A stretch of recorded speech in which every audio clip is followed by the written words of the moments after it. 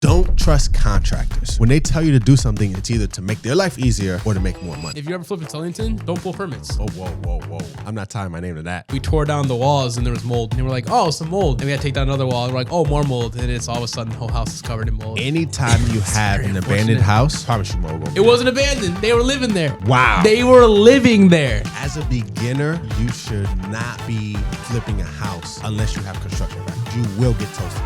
Start going to meetups, start reaching out to wholesalers, start reaching out to agents. I actually met two greatest people and influence people in my life at that meetup. You two. Really?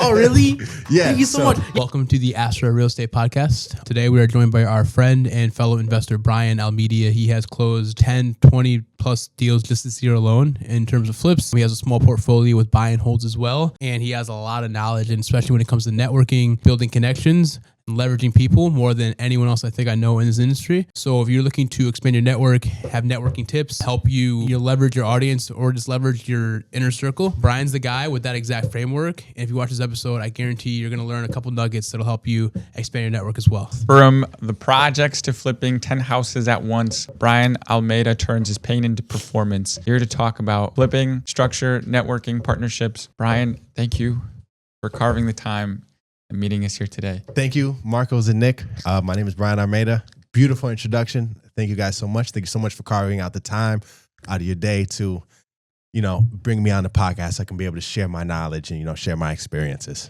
A little segment I'd like to do is a little market update segment. If there's anything maybe that a newer investor, somebody that wants to get into it, or maybe like an unsuspecting investor, if there's any updates that you guys maybe heard or you think are important sharing, I'd like to share those now. The market is changing, right? The market is very different than what it was a year ago. How so? People like to say we're in a buyer's market. I like to say we lost the settlers. People that settled for no garage, people that settled for no basement, the people that settled for things on the checklist that wasn't there, right? Settled for living in Waterbury, you know what I mean? Stuff like that.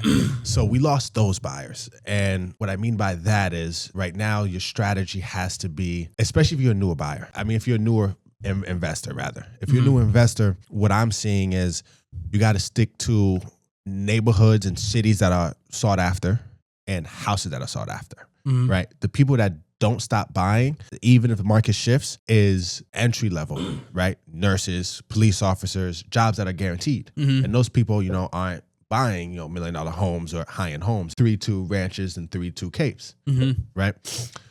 So you just got to stick to those kind of things. Cause I have houses on the market now, one in Bethany that took a little bit longer cause it's a little bit more on the lavish side rather than one we just had in Stratford that we priced well and went, it's already 50 over asking.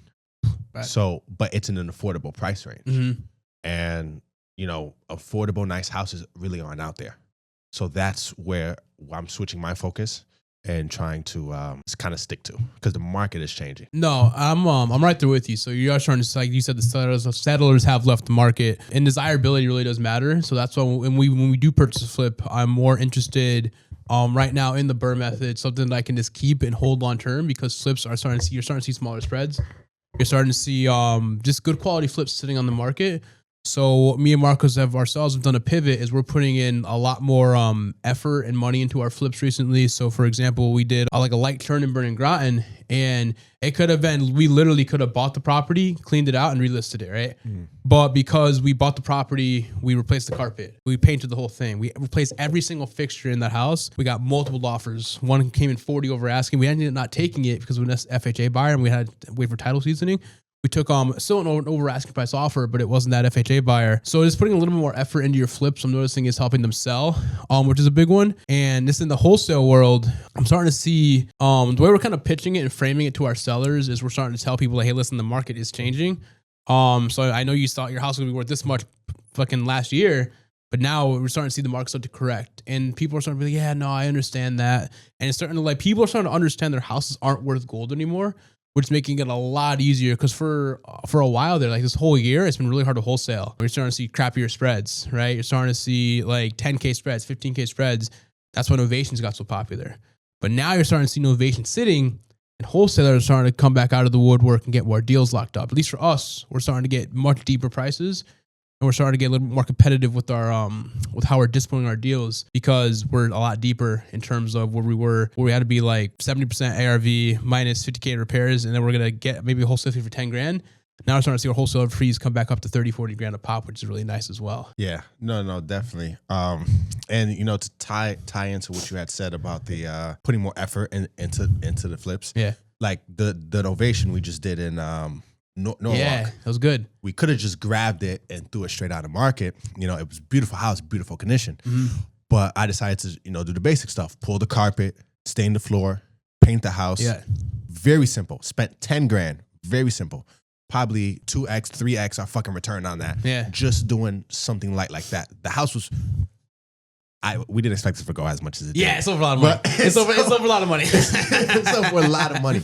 But again, it was a desirable area, right? It was in Norwalk, the best area of Norwalk. It was an entry-level home, but in that area, it's just a different beast. Yeah, no, yeah, and if it's a desirable area. It really, is very desirable. Really desirable. Like we have this flip in Wallingford. We haven't even touched past 2 months, unfortunately. But we're getting there. It's been sitting. We did some stuff to it. Like, we're not doing nothing, but like It's pretty slow. It's pretty slow. But no, we got it. We got it very deep. We got it for a really good price, and the money we owe on it, it's good money. And I think it's a $500,000 house, and we're all into this house for like $390,000. You know what I mean? That's tops, including like our holding costs, buy upfront closing costs. So I think we'll do really well on it. But no, so it's an entry level home, right? It's a 3.2. It's a 1,400 square foot ranch. I think it's gonna fly off the shelf. Over an acre of land, one of the most desirable parts of Wallingford. These little starter homes are like they're bread and butter for flipping right now. And if it's not that or a multi, we're tending to not even consider it because it's not worth the risk. Absolutely. And how are you guys pricing your homes? So we're pricing, I would say, a little under retail, right? So Groton, we priced it, I thought it was a 320 house. We priced it at 299. Okay. With Sullyton, I think I actually think it's like a 525, 530 house after reviewing comps. I'm not joking. Look at the comps. Look at the MLS. Look at the comps. Look at the fucking comps. The comps are comping.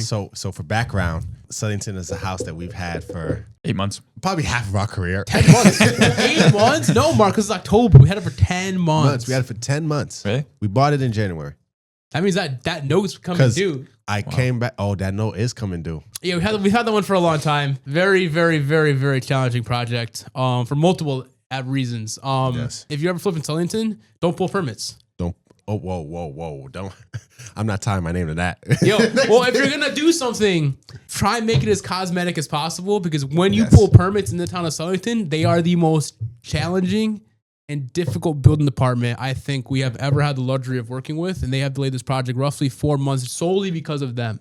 As a beginner, you should not be flipping a house like we did in Southington, right? You should not be taking on a full rehab unless you have construction background, because you will get toasted on that. Yeah. And every house you learn lessons, you want to build up those lessons, right? You don't want to go learn, a whole bunch of lessons at once, right? You don't want to learn, you know what I mean? There's such thing as too many lessons at once. You want to have lessons, but you don't want to learn too many of them all at once. You want to let them pile up so it doesn't hit you all at once and, kill your pockets or kill your morale about investing and stuff like that. That's what a lot of new investors make a mistake at.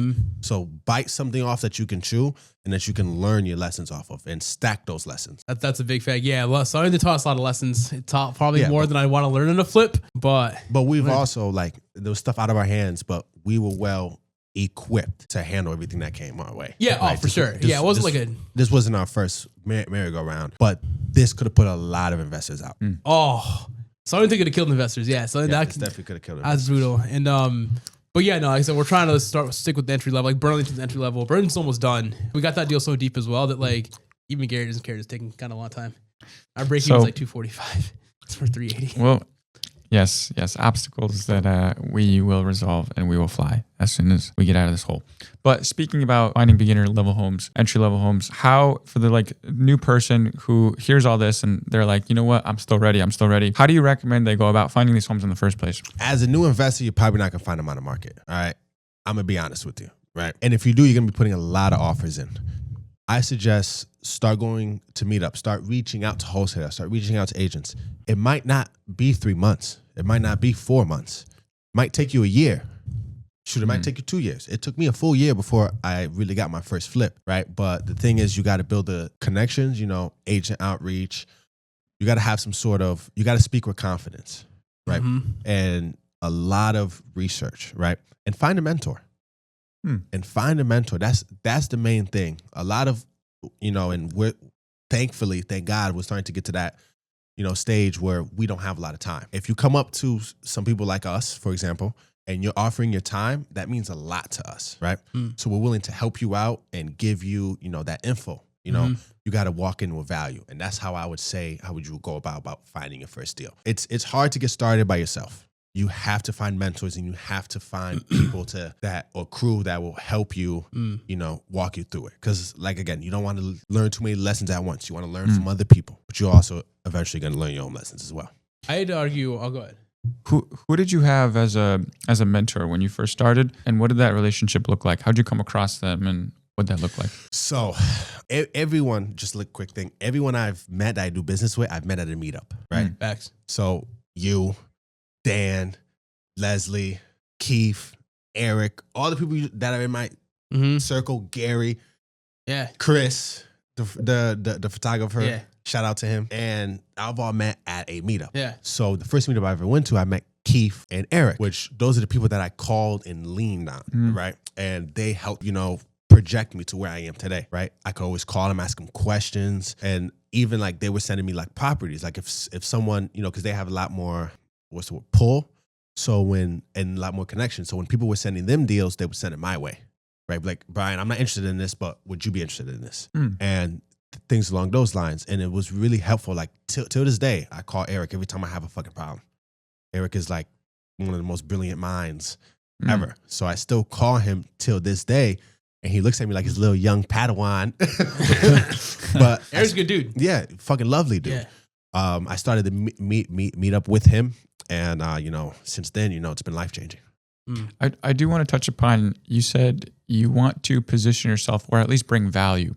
So if you could, how did you go about that? What goes into that, research planning? In what ways did you provide value to the people you wanted to learn from? So the key to providing value is to knowing what value you have. So I had to have that conversation with myself and see what value I have to give. At the time, I wasn't as good as managing projects as I am today, but I could get it done, right? So I had a construction background. I was a licensed electrician. And more than anything, I was hungry. I wanted to get this done. I was fucking obsessed. And I still am obsessed. We all are obsessed. 90% of our conversation is real estate conversation, right? And you have to be obsessed with this to really, you got to be obsessed with any craft. Any business, yeah. Any craft, but you got to be obsessed to a point where if you're not talking about it, you don't know. I don't know how to have normal conversations anymore. It's something that's lost me. Yeah, we went to a double date. We all go on dates a lot with our women together, but we went on a double date recently. We got sushi, I think at Red Corner. It was a thing. We couldn't talk about business. No, that was the steakhouse. That was the steakhouse. And for Brian and I didn't know what to talk to each other about. We literally broke in 10 minutes, not even. Yeah, we had no topics. We started using code words. Yeah, right? Because it's all we do, right? It becomes your life. And it becomes, obviously people like making money, but it's we've built a relationship on this. You know what I mean? Exactly. Because what other hobbies do all of us have besides pickleball? And Brian's ass is that. So, it's tough. Networking is key. Providing value and looking for people to learn from. Absolutely ideal. And it takes a certain level of humility to be able to do that, which I feel like a lot of people are missing today. Fast forward to now purchasing a flip. How do you structure your deals, or how do you the whole flipping process? How do you go about it? I'm going to touch on that, but I do want to touch on the humility part because a lot of people glance over that. That's very, very important, right? Humility is the key to success, because if you act like you know it all, you're never going to climb. Even now, till this day, even when someone asks me the questions, this is Brian, he does a lot of flips. I always say, I do okay. I'm always trying to learn more, right? So if it's someone that does more flips than I do, I'm going to bombard them with questions, right? I met some guy who told me he does 25 flips a year. I shot him 100 fucking questions, right? And just scaling his mind, and I was silent, and I'm very talkative, but around, when I want that value, I'm very silent. I walked I would say I'm good at managing projects, right? I walked with Dan Arenas, right, on a property we're trying to put together in Greenwich. And it's like I was silent the whole time. And I was asking him questions about the property because he knew a lot more about luxury than I haven't really done luxury of this size. Mm-hmm. So I was able to put my ego in check, right? Mm-hmm. And it's very important to have an ego in this game regardless, right? Or you're not going to last. But it's always good to put it in check. So I put it in check with him because obviously he knew a lot more than I did. So throughout the property, just asking him questions. Hey, what can I do to help out? Because even in this project, I told him I'm going to be stuck to your side like a pager, this whole construction project. Because it's about me learning and growing with this guy. Because this guy knows a lot more than I do. He's been in the game longer than I have, right? In the construction management game. Mm-hmm. So it's being able to be, like I said, have that humility to step back and, be completely open like a child and just forget everything you know just so you can be able to absorb more. That's a fact. But on to the next question you had. Structuring your flips. How do you go about them? Structuring. So there's different stages to it, right? So there's a beginning stage where I like to always get a to-do list going on, right? So it could be, my to-do list starts off as raising the money, right? And then it goes to insurance and stuff like that, setting that up. But I have a pretty good, hard money lender, right? And then he works directly with my insurance agent, so they get that done. So I've been able to structure that. So the moment I send the deal over, I'm kind of chilling after that. But that was a structure I had to put in place, right? Even my assistant, Vanessa, she'll call when we close on the property, she'll transfer the utilities over. And then, but the most important thing is I create spreadsheets, right? So every property, I have spreadsheets. So my assistant automatically pre-creates it for me because she already knows it, and I have templates. In the beginning of it, I'll have like three spreadsheets. I'll have the projected profits. I'll have the job bids. I'll have the receipts. Receipts is actually a folder separate. And then I'll have like my returns. Because throughout it, you're going to have to return stuff, right? After you buy stuff. And then the bids kind of keep me in check. And then I have expenses, of course, right? So I get all that pre-made before and I start inputting it as I go, right? Every day I go home and I input everything I've done, everything I spent in that sheet. So it's, you guys know the sheet well. Mine's is a little bit more polished than the one we've used at Southington, because we've been assisting for so long, I had time to polish it.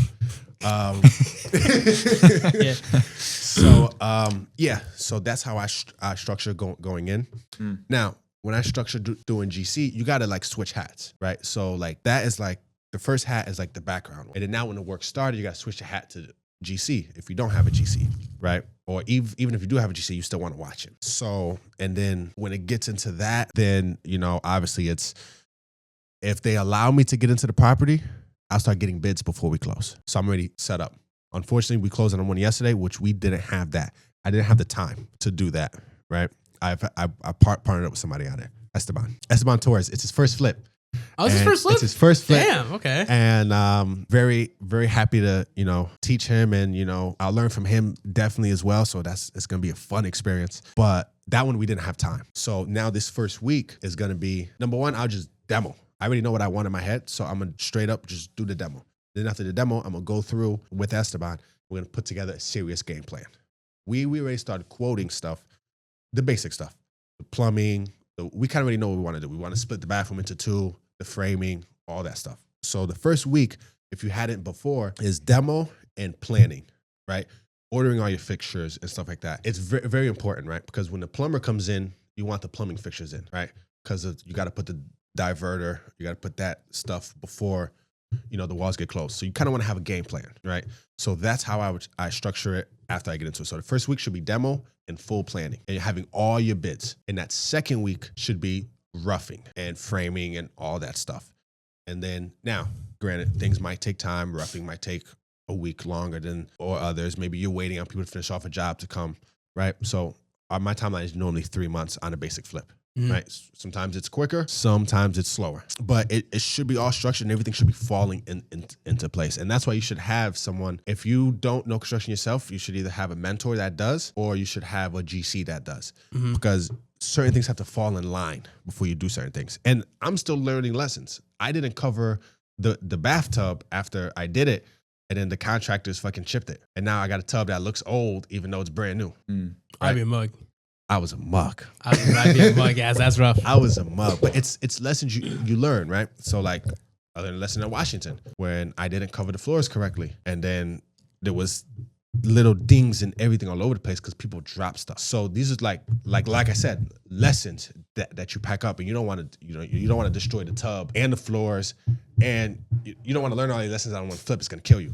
But overall, they will just come and go. And some of you will learn the hard way. Some of you will learn from your mentor. That's kind of how I go about structuring. I don't know if I went on the tandem more. No, I get that. I get that. So how long, like, would you say like your average flip turnaround? How long is it taking you to turn these projects? Not including selling anything. If it goes well, 6 months. Goes well, 6 months. If it's intensive and we're like tearing stuff down, probably 8 months. When I mean intensive, I mean like Southington, right? So when we like gutted it to the studs and we did the electrical, plumbing, HVAC, that takes time in itself. Permits will hold you up. So you always got to put a time contingency for budgets. Our mentor tells us budget a year. You never know. Especially on like bigger, like heftier projects. So anything, for example, Burlington ended up being pretty hefty for like it just being a small cave. Permits, demo, issues that arose. It take time. Yeah. So a lot of people think you're going to buy a house and like you do all this stuff in 3 months. You're going to sell it a month before you be done. But a lot of them, they do take time because you have unforeseen issues that like pop up. And like even in Burlington, for example, we had to like move walls and then we had to add a new beam and then it took forever to approve it. There's like a lot of things that went wrong. Not like wrong, but like this took more time than we wanted to have it take time. And now that one's starting to wrap up and we're like, damn, it's supposed to be like a 3 month flip, 4 month flip. Turned into like 6 months. But like I said, and I will continue saying that it's stacking lessons, right? You're not gonna make that mistake again. No. Right. You're definitely not gonna make that mistake again. Right. And that's what I mean by stacking lessons. But it's always better to learn from somebody else. Yeah, facts, to make it yourself. That's why you have mentors. And like I said, new investors should not be taking on full guts unless you have construction background. You shouldn't be taking on a rehab over 80,000. Not facts. And another issue we ran into, for example, stuff you don't see, we tore down the walls and there was mold. We didn't know that either. Should have known, but we didn't think about it until the walls came down and we're like, oh, some mold. And we had to take down another wall and we're like, oh, more mold. And it's all of a sudden the whole house is covered in mold. Anytime you have an abandoned house, I promise you mold gonna be It wasn't abandoned. They were living there. Wow. They were living there. That's what gets me. And not just mold. There was mold everywhere. That's why I got the whole house. We could have saved some of it until we started taking down walls and they were like, no, holy you shit. got it. Yeah, you got it. It's also about having the connections, right? When stuff goes south, you got to have like the connections. And sometimes it's not always to go with the cheapest person, right? So I did a wall. I did the Stratford house. I went with a dude named Jesse Penna, which is, he's probably not the cheapest, but he's the best. But I learned from him though. I saw how he put the wall up, right? How he removed the wall and put the LVL beams and how he stacked everything. I now know how to do that. Yeah. Right. So I don't really need to, I will hire him again, but I don't need to hire him. Yeah. As you know what to do. Right. All I could do is like, if I have a guy, like this guy on my team, Lewis, he's capable of doing it. Right. I just got to tell him what he has to do. I'm like, okay, now you put the LVL up, support it straight down to the main beam of the house and then reinforce that in the bottom. Yeah. Right. Genius. If you have a cape or if you have anything that's stacked above, right? Because you got to reinforce it and reinforce it all. And that's like the lessons that you learn. And you can always learn that, as you go or from people. But in the beginning, you really shouldn't be cheaping out either. Yeah, because you really, unless you know what you're doing. If you don't know what you're doing, it's just, but you also don't want to trust contractors too much. And like, that's the thing. I'm going to just finish the tangent on this. Don't trust contractors, right? When they tell you to do something, it's either one of two things, right? It's either to make their life easier or to make more money.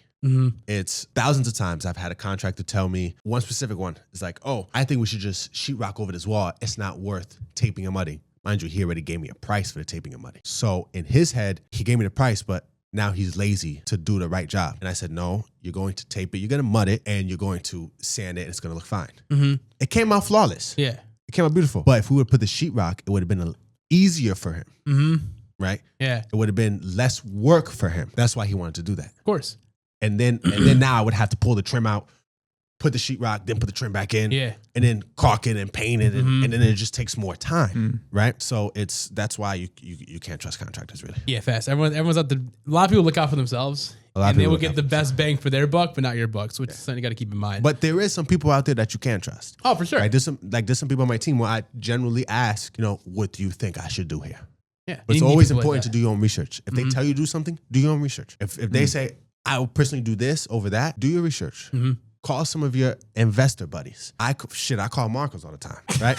I call Marcos, I call Leslie, I call Dan. Hey, they told me I should do this, but I'm thinking I should do this. What would you do? Oh, if you do this, and a lot of times it backs to experience. If you do this, this might happen, right? Or this might happen. So it's important to have a team around you, man, too. Also. It's facts.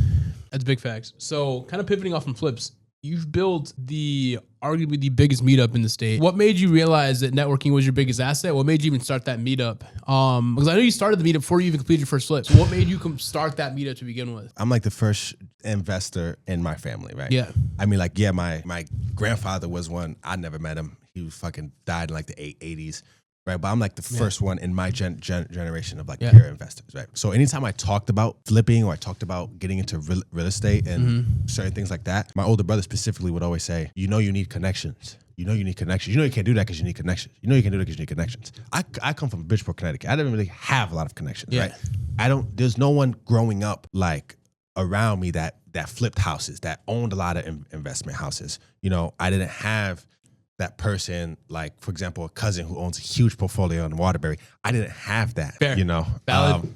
But so I had to go out and to create it. But I wasn't gonna let that stop. Like my brother, everyone would tell me, you need connections for that. You need connections for that. That wouldn't stop me, right? I'm not gonna let that stop me. So I had to go figure out, how can I build these connections, right?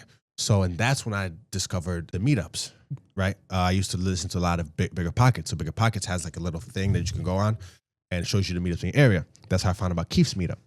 So, and then I went, my first time going, I was hand sweaty in the car, scared as shit. Literally, I had knowledge, right? Yeah. And this is when I noticed it wasn't my knowledge that was holding me back. Because I was having these conversations with these people and I was understanding what they were saying, right? And I was competent enough to be able to ask questions to gain more knowledge there. So it clicked in my head that I'm like, you know what? It's not the knowledge that's stopping me because I know what to do. It's the people and the resources that I was lacking, right? So it's starting to build those up, right? Those actually take time because there's a lot of people that say they want to do it, then they don't do it. That's why a lot of people brush you off at first because they're like, "Oh, you're just like everybody else," and then you have to show that you're different. So that I think was the pivot point for me, and like, okay, this is how I'm gonna change my life. This is how I'm gonna change my generation because it's like the rich don't hand down money. Of course, they hand down money, but the most important thing they hand down is their network and their mindset. So I have to then learn that so I can be able to hand that down. That's genius. Do you still remember your first meetup? You said it was with Keith. Yeah. I still remember that. Keith hosted or? It was Keith, Bogans, and Nick's meetup. Okay. And so. Damn, there's a lot of Nicks. Not Nick's, yeah. You're not special. I know, not at all. Common. Hands sweaty, nervous. Like what was your mindset? Like what, I just would like to entertain a little bit. Like what are some of those thoughts? Does your older brother's voice still come into your head today? Compared to like when you first went, like what was your kind of your mindset going into it? My mindset going into it, like I said, I was like shaky. I was like scared, right? I walked up to Keith because I'm not gonna lie, Keith was the only other black person there. So I walked up to Keith, but like I said, my hands were sweaty. But the moment I got in there, I was just listening, and Eric was there. Oh, Eric is always, if you know Eric is always sitting with like 4 or 5 people around him. Yeah. He's just chatting, just spitting knowledge. So I'm sitting there, I'm listening to the dude. But yeah, that's kind of like my feelings. But I was very like nervous, But after I got in there, I started asking questions. Everyone was nice, everyone was sweet. How long ago was this? Had to be like 2020, 2021. Okay. Really? 2020 maybe. Okay. I think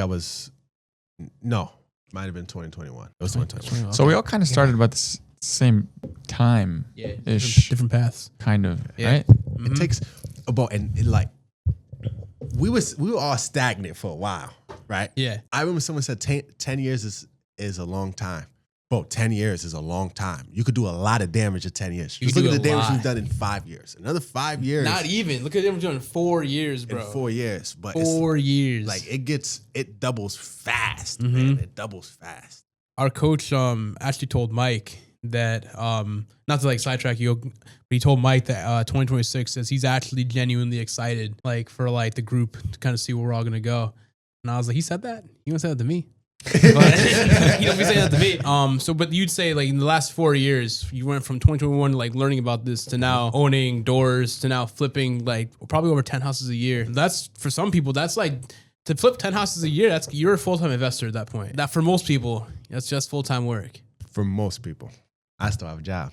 Isn't that crazy? Which I don't understand, but that's above me. I do understand. Is it, I do understand. Let's just say my flip money is fun money. That's crazy. I'd like to ask a little bit about the relationship aspect with people and maintaining a relationship where it's mutually beneficial. How do you keep your relationships healthy and not just one-sided? So even though 80% of or 90% of the time, like me and the people around Dan, Gary, all that, 80%, 90% of the conversation is business talk, right? But it doesn't always have to be a business activity. You know, we talk business at pickleball. You know, we do stuff like, and it's just like the small things. Like it was Gary's birthday, so I bought him a cake. That was really cute. Right? I did that. So I bought him a cake at pickleball. We sung him happy birthday. He blew out the candles. Well, he didn't blow out the candles because we could get the candles alight. It was windy that day. Yeah, it was really windy. But you know, it's just doing the small stuff like that. You know, it's business is important, but it's also good to just call and check on your homies, man. You know what I mean? It's not always about business. Like when I call Nick answers the phone. Nick doesn't know. Marcos too. You don't know if I'm about to talk business, or you don't know if I'm just about to just bullshit. Sometimes Ryan's naked on his bed. I know I'm about to waste your time. Yo, fast. I'll be like, yo, I'm trying to spend some time with my family. He's like, fuck your family. Anyways, and start talking. I'm like, all right. Fuck his big-headed baby, man. Yeah, facts. And 30 minutes goes by. I'm supposed to be spending time with Shelby on date night, and I'm on the phone with Brian. We never have conversations on date night. You're actually really good with that. No, I know. I'm good with that, right? You're actually really good with that. I'm nasty with that. Date nights is Thursday night, if anyone wants to call them. Our content director Lou is blowing up the chat. I didn't respond. Like, yeah, like that. They like that. She's pointing that sweater right They there. like that. I know. So, could you tell us about your meetup and plans that maybe you have, or like kind of within the next 12 months? What are the next steps for your meetup, and where could people find out more about it? The next 12 months really for my meetup really just looks like, you know, honestly, I haven't been having the time to really put time into it like I should, right? As you grow, you know, you forget the things that make you who you are, right? Or help get you to where you was at. And the meetup is one of those things that I've been neglecting lately, right? I not really neglecting, but I just haven't had the time for it. You really got to sit and remember, like one of my mentors, Vic, told me this. Like, Brian, don't forget what got you there. Don't forget the little things that got you there. Because that's your foundation, and that's how you're going to continue to grow.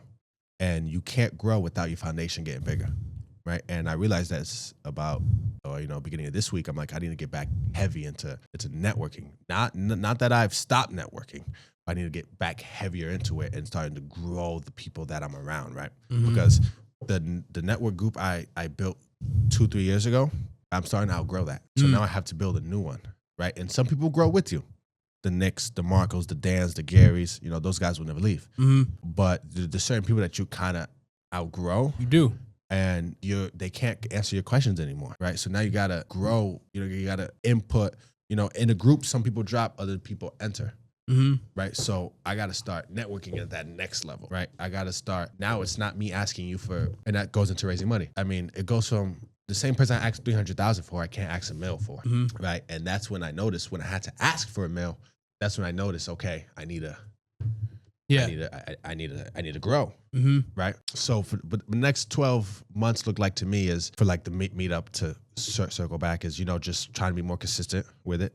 We are consistent with it, but consistent with the marketing that goes behind it. So that's very important. Bringing in more guests that, fit that higher threshold, right? And, just adding more value, right? And the people that are in my meetup, I have an obligation to them to help them grow as well. So I need to we're going to start bringing in more guests, right, of higher calibers. These people that have been growing with us can ask them questions, right? The same thing as I need a network, they need a network as well. And this group, right, or this meetup rather, is to give value. Now I have an obligation. So the next 12 months, and I have something going on with Devin and Viva. So we have something called Scale, which is more business related. That one is when we really bring on the heavy hitters. It's not always real estate investors. Last time we had some dude that had a baking company. No one's gonna go open a baking company. I'm not. Bread was fire. It was good bread. Good bread. His structure of his business in certain aspects of it. Like he woke up at 3 o'clock in the morning, start cooking bread at 4, right? Now, granted, I'm not going to wake up 3 o'clock in the morning and cook bread, but I could wake up 3 o'clock in the morning and count properties. I could wake up 3 o'clock in the morning. It's just small things that we can pick from those people. So my monthly meetup will remain the same, right? I'll bring in a guest here and there, but scales really we're going to bring in the bigger guest, right? The monthly meetup is just us kicking it, right? Catching up with each other, cooling, asking questions, you know? And, you know, we have people that join, you know? As we grow, people join in those conversations, you know, you're a monthly person, Gary, all those kind of people. And it's something that, you know, it's a community more than anything. So just growing that community and being able to add more value. I'm monthly when you actually post it. Remember, I said I'm monthly when you actually post it. The other time you didn't. You posted it like the day before. The other time was, you know, Eric, my partner, had just got married. So Eric's in charge of posting it. So we got to start outsourcing more. But Eric's the one who's in charge of posting it, and Eric got married that week. Yeah. Which, beautiful wedding. Beautiful. It looked nice. It looked really nice. But yeah, let me not go too much on a tangent. But yeah, I forgot Marcos's question. It was about my meetup. But yeah, that's kind of what like my meetup. Oh, Clash of the Meetups. That's what I was talking about. Yes. So Clash of the Meetups is, you know, all the meetups in Connecticut, we clash up into one, and then we bring a lot of value there. There's maybe like 150, 200 people there. I actually met at my meetup one of the 2 greatest people and influence people in my life at that meetup. You two. Really? Oh, really? Yeah. Thank you so much. Yeah, we did meet at your Clash of Meetups in what, 2023? Yes. Yeah. That's crazy. And that was like Marcus and I. You know what's crazy? I didn't put this on camera. I thought Brian was an op because he just looked like he was mean. And like before, and then after, it's crazy. We were trying to plan something to hang out, and Marcos was busy. Marcos couldn't go. And then like I felt like Brian didn't want to hang out with me because he's like, oh, let's cancel till Marcus can go. And I was like, damn. No, I wanted, you know what I mean? Ain't that fucked up? Just want to hang out with Nick. I Nick. wanted to meet the team. And the mean mugging thing, right? Because I come from Bridgeport, right? Yeah. Nick rolls in with tints I can't see, right? I don't like that. I don't like when I can't see who's around me. Yeah. Right? So I'm looking through the windows, but I can't look happy. You know what I mean? I gotta look intimidating. Facts. But it's something I subconsciously do because of the environment that I'm from. You did look pretty tough. You look pretty tough. I'm not gonna tell you that. Solid. Yeah, you really solid. Yeah. I was like, who's that? Yeah, facts. Oh, he always strapped. I'd like to dig in a little more at the networking piece. So for new people networking, you can kind of tell who's serious and who's really not serious. What are some of those things that make you brush somebody off or make you just kind of overlook somebody? What makes people unappealing? If there's anything charismatic or any tips that you could share in that, what would some of those be? You got to be, in a sense, be annoying, right? In a sense, you got to stay on top of these people, right? For example, if Nick is new, Nick has never done it, and Nick is like, hey, I would love to meet with you for lunch, pick your mind, or I'd love to walk one of your properties with you. I'm going to tell Nick, like, okay, I'm walking in on Saturday. Call me on Friday. I'll let you know exactly what time. If Nick don't call me on Friday, I'm not going to follow up with him. Because if it was important to him, if it was that important to him, he would have been there. Right? Or he would have texted me the day before and let me know. I'm not going to follow up with you. I have a lot of things to do. I'm not going to guide your hand, you know, into this space. You got to want it. You know what I mean? I wanted it. You guys wanted it. You guys bothered people. You probably texted your cousin 1,000 times a fucking day. I was actually annoyed before he stopped responding to me because I used to try to like work for him. Even when we didn't have shit for me to do, I would just keep texting him like, hey, what can I do? Can I meet you here? I would just go to the properties that I knew he was going to be at or someone would be at, and I would just go. I was go inside. And that's where you got to be. Yeah, I was waiting. Now I'm gonna look at like Ethan, for example. Ethan be bothering me. If I don't respond to him, he'll double text me. Respect. Right? I like so Ethan. That's why Ethan goes everywhere with me. Ethan's my little mini me. He goes everywhere. I take him to all my projects with me. And every fucking time with that kid, right? If I tell him to be there, he's there. Or he's calling me. Or if I tell him we're gonna do something on Friday, he'll call me on Thursday. Hey, what time are we doing this tomorrow? That's what you need. That's the kind of people that you look at, you're like, okay, this guy's hungry. And it's about being consistently showing up. Just don't go to one meetup. Go to that meetup every month, so they know you're serious. Yeah, right. So it just shows. It really just shows, and just be truthful and be honest. Yeah, go so much that they text you when you're not there, asking where you are. 48 laws of power. Now, Marcus, I don't show up to anything. People wonder where we are. That's true. Yeah, no other meetups. You haven't been there in like 3 months. To be fair, Marcos, okay. Marcos, very busy guy. Oh, Nick, I would call Nick, and Nick will be at home, legs up with his laptop on his thingy, doom scrolling. Oh man, I can't make it. I had a long day. Nigga, you had a regular work day. Cap. The last time you called me for your meetup, you called me at the meetup. Say, hey, are you coming to my meetup? I was like, nigga, no. Here's one thing. I shouldn't have to remind You never posted it. Bo didn't. No one went. Has my meetup ever changed? No, it is not. If you liked the video so far, make sure you hit that subscribe button. It really helps us out a lot. Feel free to leave us feedback. So we have a lot of people coming on, a lot of cool other investors. We have people who specialize in Airbnb, commercial real estate, short terms, flips, raising money, equity, you name it. We have them coming on. So make sure you hit the subscribe button so you don't miss a thing as we make more videos. If you want to learn more about wholesales, I encourage you to check out our free 9-module masterclass right on our channel. It teaches you everything you need to know. We go from 0 to hero. If you're already comfortable wholesaling, but you want to learn more about novations, click the link in the description. We have a whole step-by-step masterclass about how to run novations, how to pitch it, how to sell it, and how to make a lot more money rather than just doing standard assignments. So make sure you check that out if you're ready to take your business to the next level. All right, thanks for sticking with me. Back to the video. He's good. Everyone is good compared to Nick. Shut the fuck up. You can never play before. We put you next to Nick. You look like all-star. No, listen. Have I not? Have I not? So uncoordinated. Like Nick is the most uncoordinated human being I've ever seen in my life.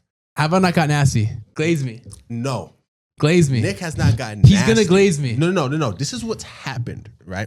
And this happens everywhere, right? If you aren't good at something, right? And I'm gonna tie this into Nick, right?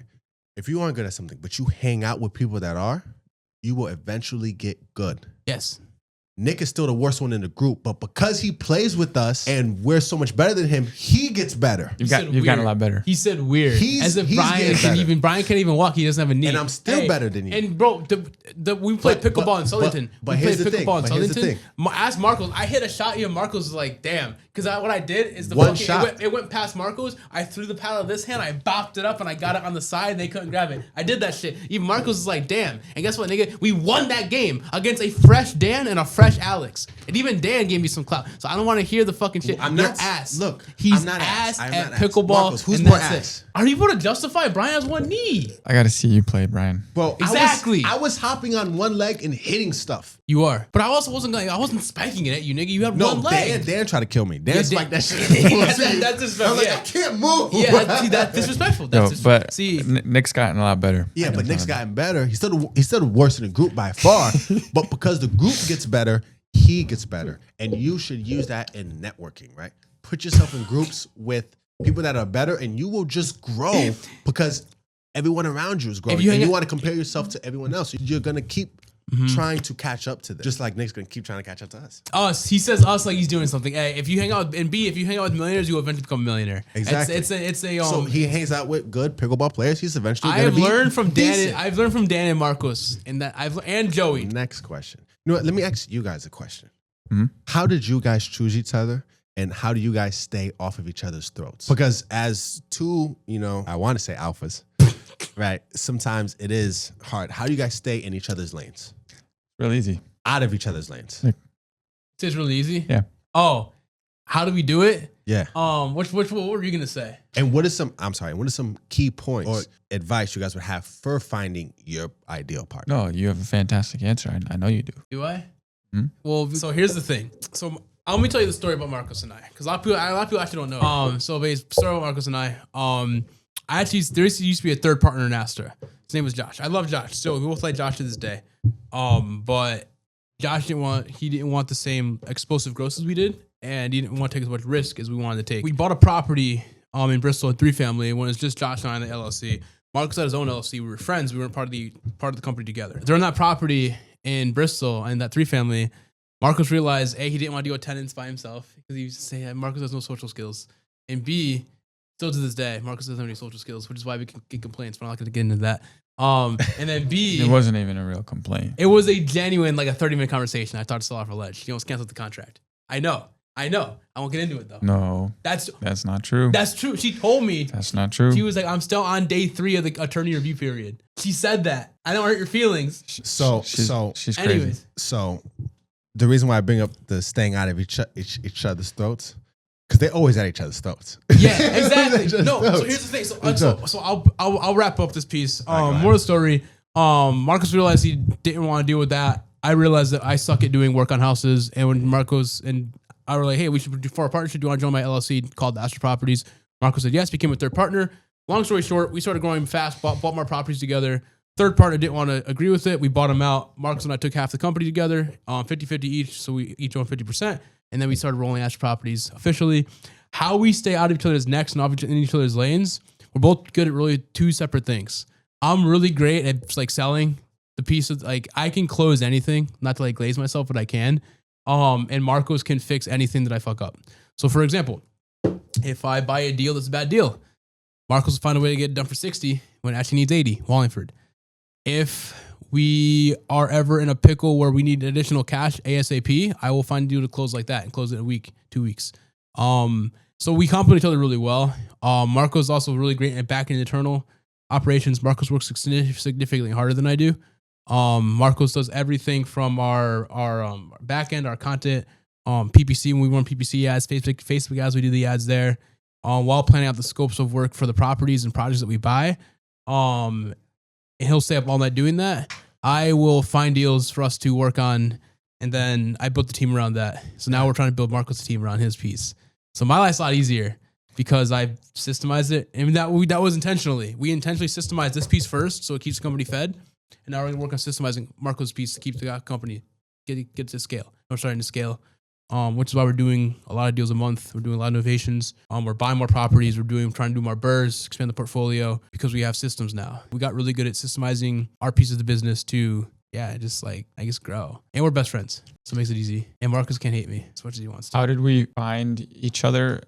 It comes down to exactly what you said. Is you need to look at yourself, see what you have to offer, and then figure out what you're missing. And so when I knew that real estate was something I wanted to try, and I dropped out of college the month after I closed on a 2-family at 19, 20. And so then I was like, great, I want to do more, but like, I don't know what I'm doing. So I was like, I need to find somebody who does know what they're doing, and I will work my butt off to be of some sort of use to them. And so it was just purely asking for guidance. Hey, can you point me in the right direction? I'm trying to do this. What do I need? Where could I go? And it was just a bunch of no's and a bunch of, go try that, go talk to them, go talk to this. And so then, you pray about it.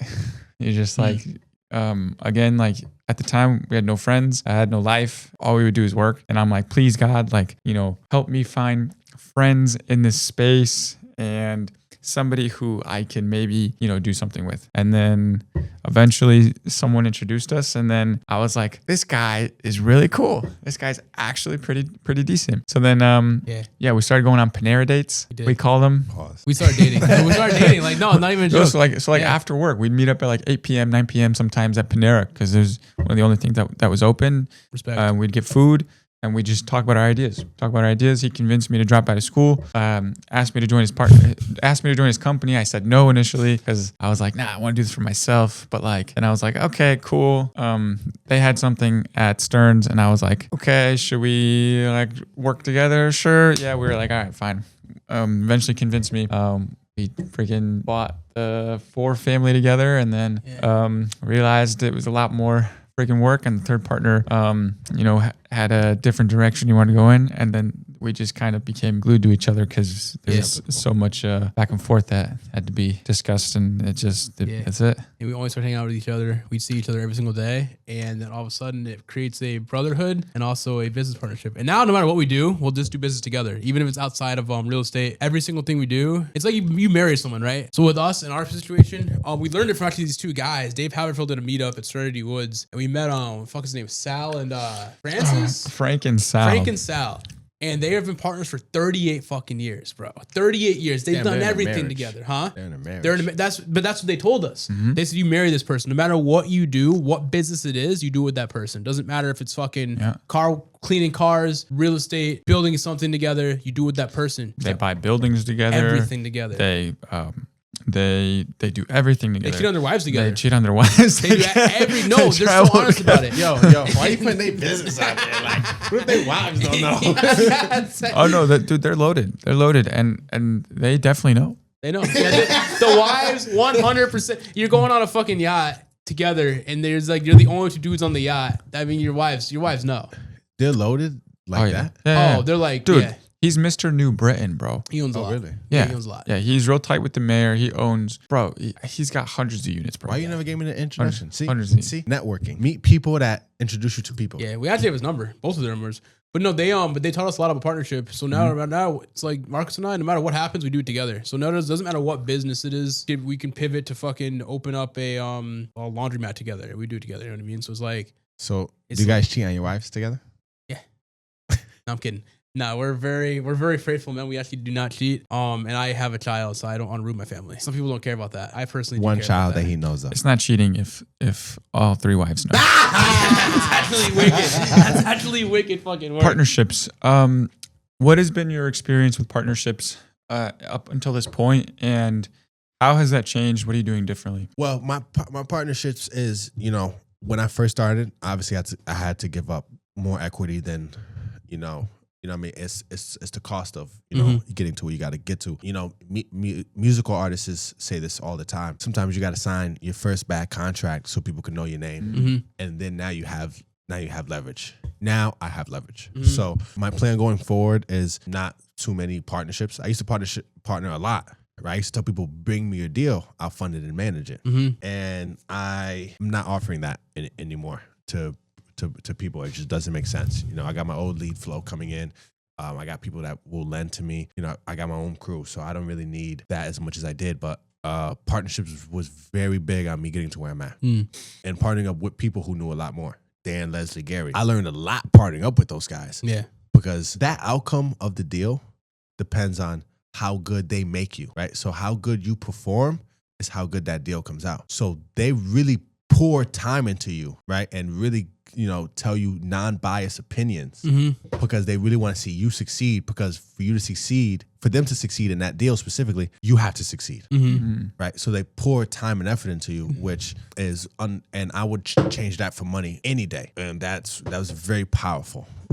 But it's changing now, especially since, I have a full-time partner now, and it's more being taking care of us now and growing us so we can be in a position. We want to overflow our cup so, we can pour into other people, but we got to take care of us first. So what's your, because I know we're going to wrap up in a second here, but for your partner, what are you guys looking to do 2026? What's your goals? Are you looking to buy stuff together, flip, wholesale? What's the play? Flip and wholesale, man. Flip as much as we can at once and wholesale the rest. Okay. That's the biggest goals. I mean, as far as rentals, we don't really plan on buying rentals together right now. I'm pretty sure that will change.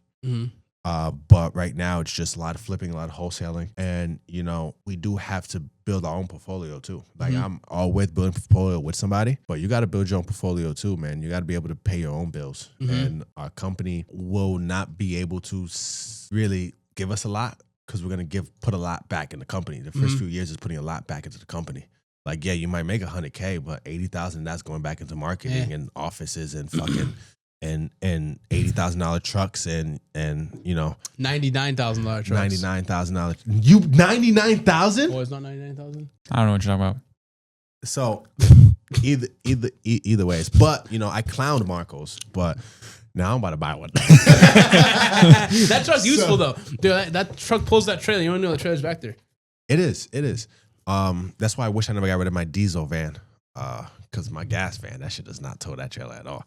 So, but yeah, as you go, there's a lot of stuff you got to pour back into the business because the business needs things to survive, right? So having your own rentals is very important. My own rentals allow me the ability to be flexible and the ability where I can put back into the company, right? My partner is not really there yet, where he wants to put a lot into the company, but I keep telling him, I'm like, man, I let me put into the company now. Get a little things on your own. You know what I mean? So you can be able to, then really put back into the company and it not hurt you. Because at the same time, I need you at 100% financially. And when you have money and you have certain things, you like quality of life is better. So I want you 100%. Because if I don't have you at 100%, then, you know, I want you at 100% because you at 100% is going to benefit me more than you at 50%. So go ahead and take care of yourself. Let me start, you know, pouring back into the business. Mm-hmm. Right. And, you know, you guys always say this to me, especially Nick. Nick is like, Brian, we can't leave money on the table. Yeah. Because we don't all have a 9 to 5 like you do. I know, it's true. It's true. But that, and I will be losing that 9 to 5 soon. But what that allows me to do is take my profits and put it back into the company and it not hurt me. Right. So that's kind of where we're going, and really just putting money back into the company and growing heavily. So I gotta ask you. You said the 9 to 5 is leaving soon. How soon?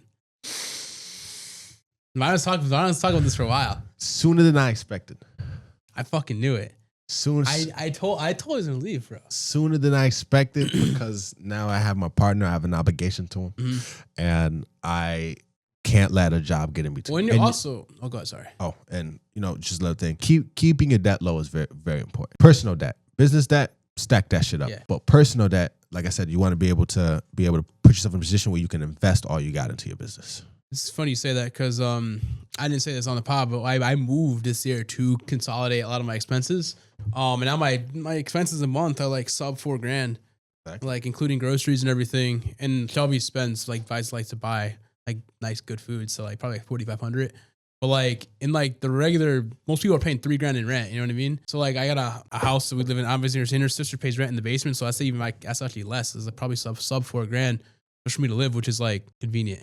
Because then I can just not have to draw as much from the company, draw exactly what I need every month, and this rest just stays in it. And same with Marcos. He's not having a lot of debt. A lot of our debt's paid off. The cars are paid off. So everything's paid off. So now it's just consistently, just everything goes back into the company. So I respect. And like when you're full time, like I told you as well, there's no safety net. You know what I mean? There's nothing that makes you, because at the end of the day, if you have a job or anything, there's a subconscious safety net that you have. But when you don't have that subconscious safety net, and when you're just when it's just you, it's like, you and partner, you have to perform. Absolutely. 'Cause if not, you're not gonna eat. And my partner being full time, he doesn't have that safety net. So it's like I really got to give him my all. Right. You have to. Right now it's pretty easy because I'm hurt.